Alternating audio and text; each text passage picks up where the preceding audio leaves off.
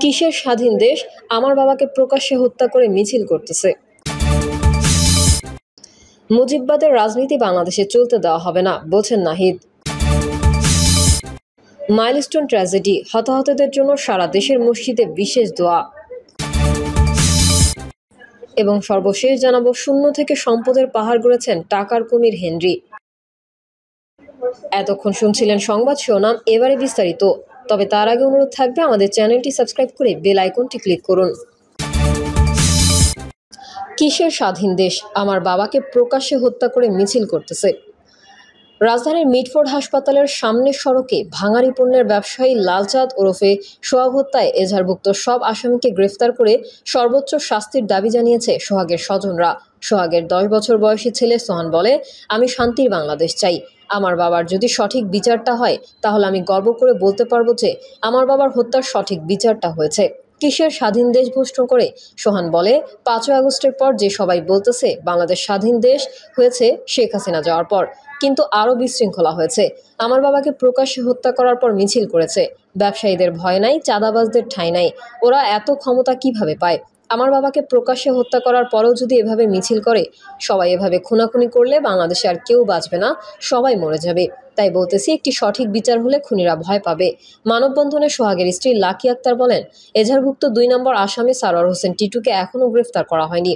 ওরা এত ক্ষমতা কিভাবে পাবে? আমার বাবাকে প্রকাশ্যে হত্যা করার পরেও যদি এভাবে মিছিল করে, সবাই এভাবে খুনাখুনি করলে বাংলাদেশে আর কেউই বাঁচবে না, সবাই মরে যাবে। তাই বলতেছি, একটি সঠিক বিচার হলে খুনিরা ভয় পাবে। মানববন্ধনে সোহাগের স্ত্রী লাকি আক্তার বলেন, এজাহারভুক্ত 2 নম্বর আসামি সারোয়ার হোসেন টিটুকে এখনও গ্রেফতার করা হয়নি। আমি এই হত্যার কঠিনতম শাস্তির দাবি জানাচ্ছি। নতুন করে 4 জন আসামির নাম যুক্ত করার দাবি জানিয়ে লাকি আক্তার বলেন, পরিবার থেকে এজাহারে 23 জনের নাম দেওয়া হয়েছিল, কিন্তু সেখান থেকে হত্যায় যুক্ত আনোয়ারুল হক রনি ওরফে ভাইয়া রনি, কায়ুম মোল্লা, রাকেশ, মোজাফর হোসেন, বাবলুর নাম বাদ দেওয়া হয়েছে। তাদের নাম যুক্ত করা হবে। তাদের পরিকল্পনায় এই হত্যাকাণ্ড হয়েছে। বাবলুর অফিসে বসে হত্যার পরিকল্পনা করা হয়, কিন্তু থানা থেকে তাদের নাম বাদ দেওয়া হয়েছে। মুজিববাদের রাজনীতি বাংলাদেশে চলতে দেওয়া হবে না, বলছে নাহিদ। জাতীয় নাগরিক পার্টির এনসিপির আহ্বায়ক নাহিদ ইসলাম বলেছেন, জুলাই গণঅভ্যুত্থানে আমরা মুজিববাদী ফ্যাসিবাদী রাজনীতির বিরুদ্ধে রাজনীতি করেছি। মুজিববাদ এখনও নানা ছলে মাথাচাড়া দেওয়ার চেষ্টা করছে। বাংলাদেশের জনগণ মুজিববাদের বিরুদ্ধে 5ই আগস্ট রায় দিয়ে দিয়েছেন। মুজিববাদের রাজনীতি বাংলাদেশে চলবে না, চলতে দেয়া হবে না।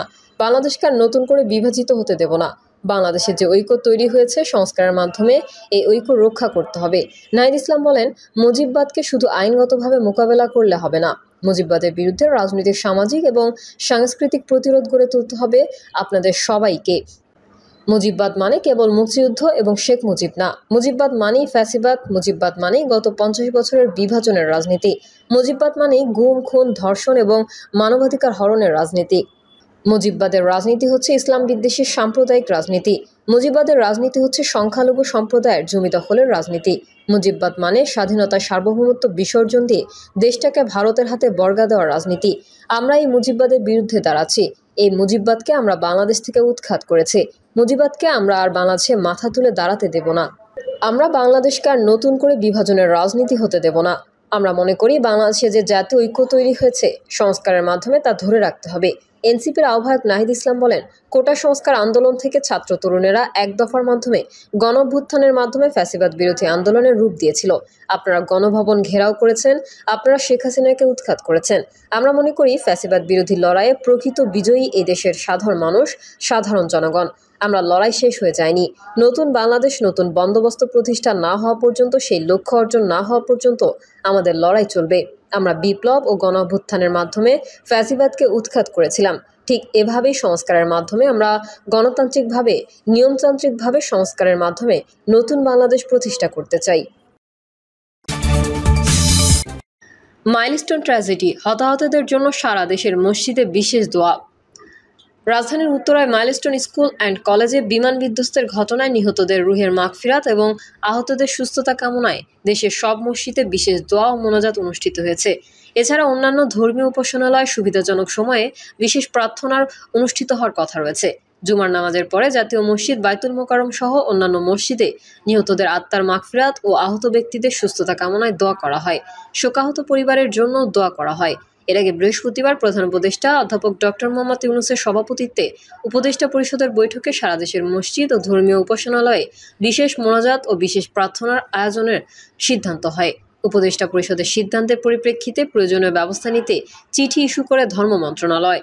উল্লেখ্য, গত 21শে জুলাই সকালে বাংলাদেশ বিমান বাহিনীর একটি যুদ্ধ বিমান মাইলস্টোন স্কুল অ্যান্ড কলেজের একটি ভবনের উপর বিধ্বস্ত হয়। দুর্ঘটনার সময় প্রতিষ্ঠানটির ক্লাসে উপস্থিত ছিলেন বহু শিক্ষার্থী ও শিক্ষক। এ ঘটনায় দেশজুড়ে শোকের ছায়া নেমে আসে। প্রধান উপদেষ্টার প্রেস উইং জানিয়েছে, দুর্ঘটনায় প্রায় ১৫০ শতাধিক ব্যক্তি আহত হন। এর মধ্যে অনেকেই চিকিৎসা শেষে বাড়ি ফিরে গেছেন। বর্তমানে হাসপাতালে ভর্তি আছেন ৫০ জন। এর মধ্যে ৪০ জনই আছেন জাতীয় বার্ন ইনস্টিটিউটে।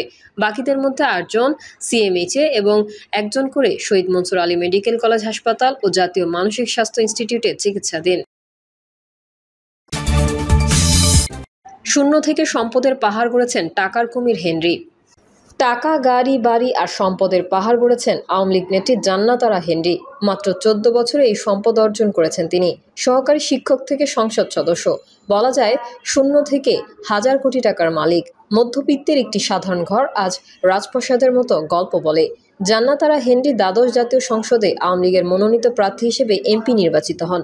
সংসদ সদস্য ছিলেন ৬ মাস ২৫ দিন। তারপর জনরোষ থেকে বাঁচতে পলাতক। আত্মগোপনে থেকেও শেষ রক্ষা হয়নি। ধরা পড়েন আইনশৃঙ্খলা বাহিনীর হাতে। ছিলেন সিরাজগঞ্জ সদরের সবুজ কানন উচ্চ বিদ্যালয়ের সহকারী শিক্ষিকা। সেখান থেকে আওয়ামী লীগের ১৫ বছরের শাসনামলে রাজনৈতিক নেত্রী এবং সংসদ সদস্য বনে যান। হেনরির অর্থ সম্পদের পাহাড় গড়ার ইতিহাস রূপকথার মতোই বিস্ময়কর।